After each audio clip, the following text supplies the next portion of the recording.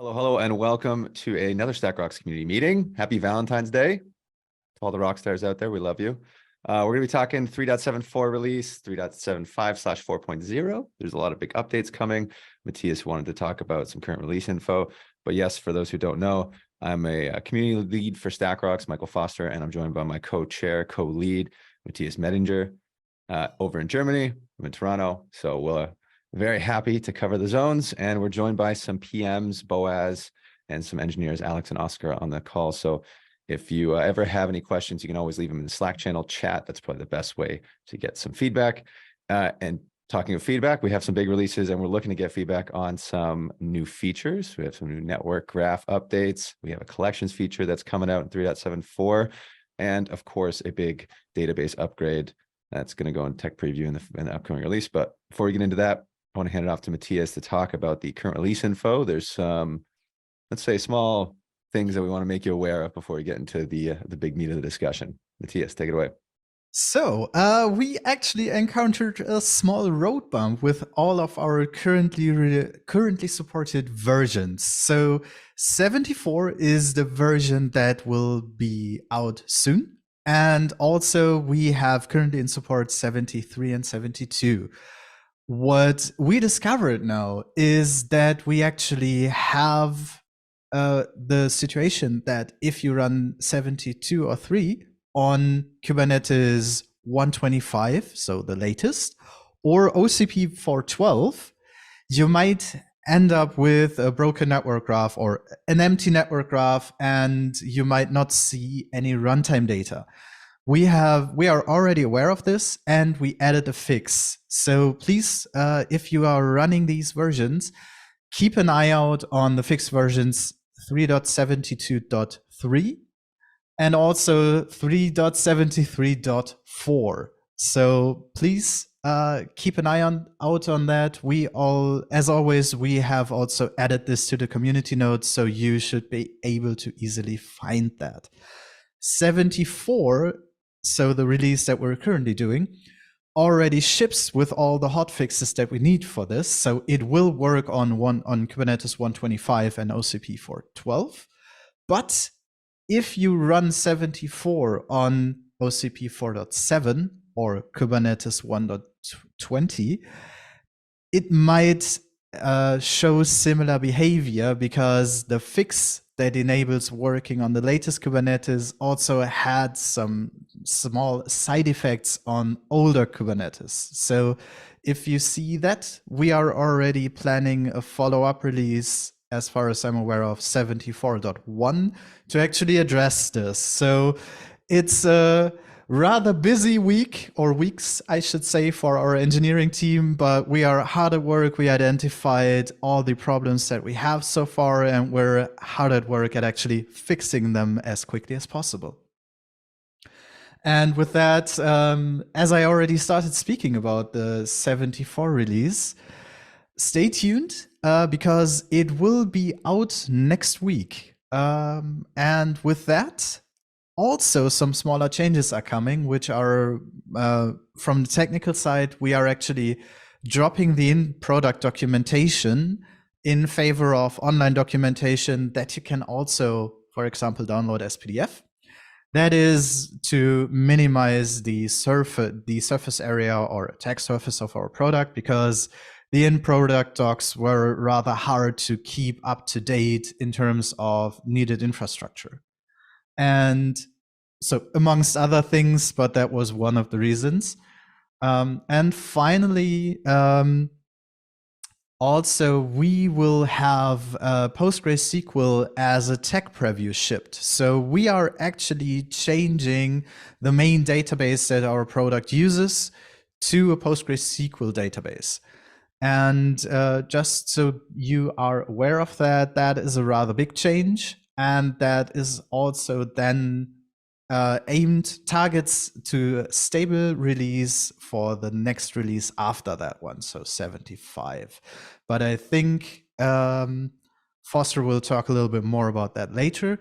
And with that said, let me hand it off to Foster to talk about the cool features that we will get with the new release. Well, we're lucky enough to be joined by Boaz, the PM leading the effort. So I'm sure he'll have some feedback. He did also point out the documentation should be out by 3.74, but it might I would not say be. the release generally. We're aiming Okay. for the release to be, but future is future.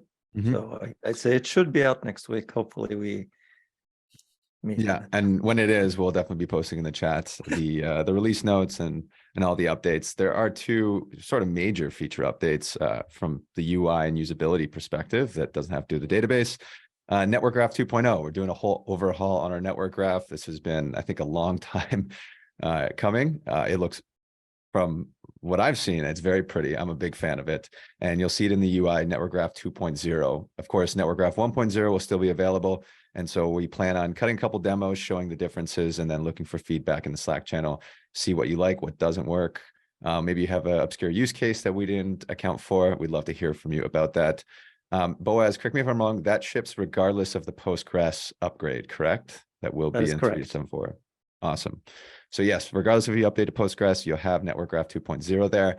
But one of the other cool features that I love that you need to update to Postgres is the collections feature. This will really help scale policies. You can group policies, apply them.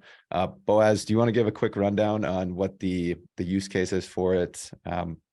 What the field is Sure. asking for? Yeah, absolutely. So the problem we were trying to solve is scale policy management. If folks here have played with that, you realize that in the policies today, we specify the policy itself, as well as the behavior and anything else that's tied to it, like notifiers, the scope, the inclusion, the exclusion. And just by doing that, excuse me, anytime you need to make a change, you're probably cloning those. And by now, you've got quite a significant number of policies. So when we looked at how do we want to address this problem, we realized that we need to do two things. One is we need to split the static information from the dynamic information. So we just need policies to be a template. And then another section that says, how do I want to apply this policy to something, to a scope using a certain behavior? And at that point, to apply the policy to a scope, we realized there's an opportunity here throughout ACS to actually have named scopes. We call them collections because there was honestly no better name. Like, is it a set of deployments? Is it a group of deployments? Is it a whatever, just collection of deployments? The contest is out for new names. If anyone wants to offer a name, it's not too late. Now, this collection of deployments is actually a pretty powerful concept, because you can define this set or collection of deployments using dynamic rules. So you can select on namespace, cluster, and deployment name or label. Resolution is in runtime. And also you can nest collections. So now you can describe a pretty complex hierarchy. Like you can describe, okay, here's my entire dev infrastructure. What does this look like? It looks like here's Mike's dev area and Alex's dev area and Matthias's dev area. And each one of them in turn is defined using whatever rules that you want. And now all of a sudden you have a full description at any level that you like. These collections are then used for policy inclusions and exclusions. You can expect to see them used basically in any filter. In ACS, you can expect to pop a collection in the network graph and see just the infrastructure that you want to focus on. This is going to take some time, and we're going to be rolling that out in several phases. With 74, we were able to, just, let's say, just squeeze it into one feature, which is the vulnerability report. We don't expect users to go crazy and use collections all over the place. It's really out there to be tested. Vulnerability report is the first test case, and we'd love people's feedback on that. Again, policy management will be coming soon. Yeah, awesome. I think the use case as well for, a new namespace comes in and has the correct label, the collections will automatically pick it up and apply those policies that you've created.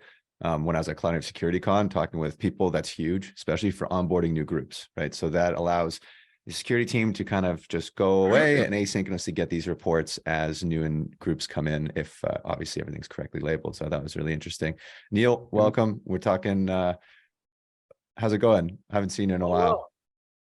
Yeah, I'm just, had some open time and saw your message, so thought I would show up and mostly listen what's going on. Yeah, updating the network graph, and we have some new features. So some cool Good stuff. having you. Yeah, thanks for coming.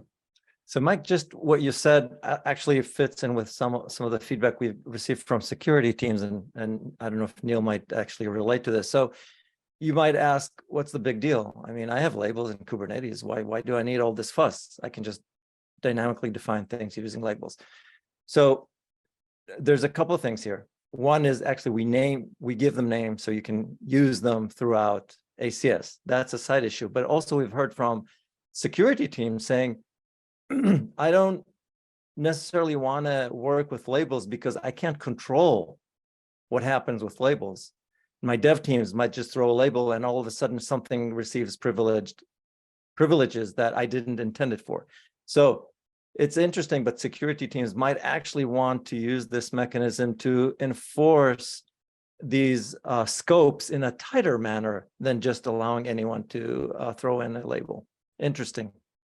I think we'll find use cases for all kinds of flavors.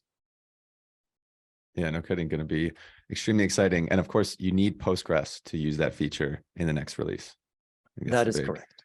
Which is also a whole other aspect that we want to talk about, because this bleeds into 3.75/4.0 release, the release after, which, Matthias, you want to take it away? I'll let you get into the technical details of it all. I mean, the technical details behind this are also, for me, only more on the surface, because that is definitely another team that is doing that migration. But what I can say is migrating to Postgre is a very big change because it is concerning a core part of our application. But it also opens up a lot of opportunities and options for future work that we were planning and that we're aware that many customers asked for. So what this actually enables us to do is, on the one hand, obviously, possible performance improvements down the line, especially for very big environments, but also improved usability in terms of backups, restores, general performance, and of course, scaling and even using external databases. But all of these, be mindful, these are options we are considering, but unfortunately, we need to take one step at a time. So these might come in the future, but for now, we're focusing on enabling a transition from existing RoxDB, so our current database, to the new PostgreSQL database, which also includes meticulously tested upgrade instructions, because there will be a little bit more involved upgrade instructions when you switch out a database, obviously. So we need to actually make sure everything works as intended, but I'm very much looking forward seeing what all of that brings.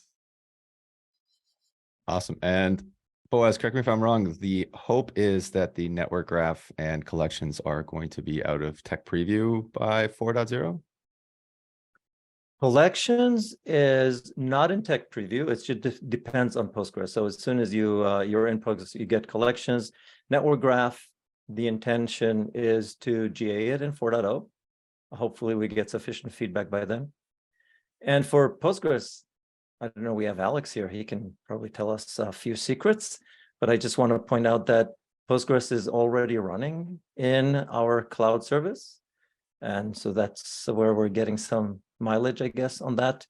And the other aspect is that, yes, upgrade will be a little bit more complex, as Matthias said. New installs will get Postgres by default. And so anyone looking out to test this, it's probably not a bad idea to set up a clean environment with Postgres and start to play around with that. Awesome. Yes, and part of the upgrade process, we're going to hope to put a couple of demo videos of the new features in the chat. So in Slack, let us know your thoughts, play around with the new version, and Boaz will obviously be there looking for feedback. We'll get a couple threads going. Love to hear what you think. I've received a bunch of good feedback at Cloud and Security Con for the Network Graph 2.0 Nice. showcasing, and it's really interesting when you just put the two next to each other. It's a lot more readable. You can see the information a lot clearer. So especially when you get into some big clusters and you start looking at multiple namespaces, it's very let's just say it's a lot more readable. I'll say so. Huge upgrade. It's the talk, start- talk. Are you going to show us anything today, Mike? No demos today. What I'll do something more succinct because I'm all talk right now. I'm just all hyped up on coffee from a late flight. So, but yeah, speaking of that, Cloud and Security Con, if you follow along, the CNCF had a security event in Seattle. Oscar joined me there. There was 40 something vendors, probably about 700 people showing up there, very security focused. So the conversations were good. Did see a lot of, if as a general trend, if I can say the last minute before I think we wrap it up, a lot of companies going into the cloud native application platform space, but not the Kubernetes space specifically, more consolidation at the top. So Neil's on, so I'm kind of curious what he sees at Orca and his new role. But just with everything going on, I'm seeing a lot of cloud native application platform plays, people going for container and cloud services, and a couple startups focused around supply chain, but not a lot of Kubernetes specific plays, and us and NewVector are the only two open source security platforms. So just small notes. Neil, any comments? Were you? No, I think you're spot on. I see so many things being labeled CNAP and getting code to cloud security slapped on it. Like you almost can't have a cloud security company now without saying your code to cloud CNAP, and you have all of this blizzard of Gartner TLAs. We do CSPM, CWPP, KIM. Yep. And my day job is with a vendor. I joke that Gartner had to create the CNAP term for us because we started that. So, I'm a little protective of it, but yeah, fundamentally there's so many coming out that I'm tracking that are in that space. And no, nobody's focusing heavily on Kubernetes. Mm-hmm. There seems to be a big vendor play for the CNAP and smaller plays that are going to get snatched up in the next couple of years. That when you go to the event, you see a lot of overlap. Yeah. So it's going to be an interesting couple of years, I think. Yeah. And I think almost all of them, if you look, there's a ton of acquisition focused, so trying to leverage their existing customer base by buying new products and duct taping them in and calling it CNAP. Yep.